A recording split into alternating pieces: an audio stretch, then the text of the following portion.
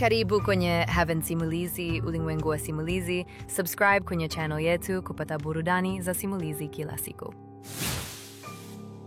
Sasa tuanze kwenye simulizi yetu ya leo inayoitwa Meli ya Mizimu. Katika kona ya mbali ya bahari ya Tanganyika, palipojaa ukimya na baridi kali isiyo na huruma, kikosi cha waokoaji wa meli kilichojulikana kama mashujaa wa Arctic kilikuwa katika harakati za kawaida za kutafuta mabaki ya meli zilizopotea. Wakiwa ndani ya boti yao imara, walifuata ishara ya kimazingira iliyokuwa ikionyesha uwepo wa chuma kizito kilichozama chini ya bahari hiyo. Baada ya siku 2 za kuchunguza, waligundua kivuli kikubwa kikiangaza chini ya mawimbi. Mabaki ya meli kubwa ya kifahari iliyojulikana kama Nafsi ya Tanganyika, meli ambayo ilipotea ghafla miaka 40 iliyopita bila kuacha alama yoyote. Meli hiyo iliwahi kuwa fahari ya usafiri wa baharini, ikibeba watu mashuhuri, matajiri na wasafiri wa kimataifa.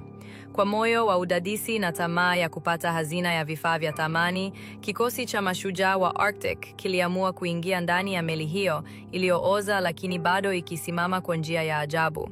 Ndani ya meli hiyo palikuwa na giza nene, ukimya wa kutisha na harufu ya kutu. Lakini haikuchukua muda mrefu kabla ya kugundua kuwa hawakuwa peke yao.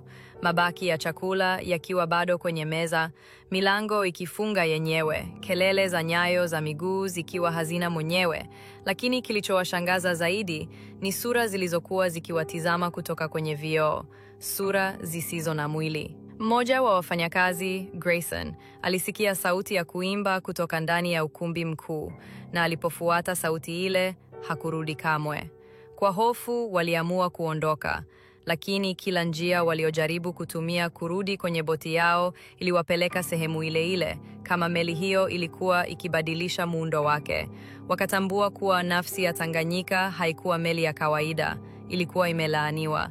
Watu waliokuwa ndani yake miaka 40 iliyopita hawakufa, walinaswa kati ya dunia mbili, na sasa walikuwa mizimu wenye kiu, wenye kutafuta roho za watu ili kuchukua nafsi zao. Wakiendelea kupotezana mmoja baada ya mwingine, ni mmoja tu aliyebaki, Clara, mtaalamu wa mitambo.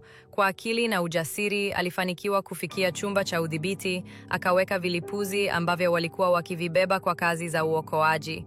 Akiwa amejeruhiwa, alikimbia hadi kwenye daraja la meli, akiwasha bomu la wakati. Kabla halijalipuka, aliruka ndani ya bahari, akisubiri ama kuokolewa au kufa. Meli ililipuka kwa kishindo kikubwa, ikizama kabisa, na sauti za vilio kutoka ndani ya ile meli zikasikika. Miaka kadhaa baadaye, Clara akiwa hospitali ya akili, alikuwa akisema maneno haya kila siku. Hawakufariki, wanaishi humu ndani, na wanangoja wengine. Mwisho.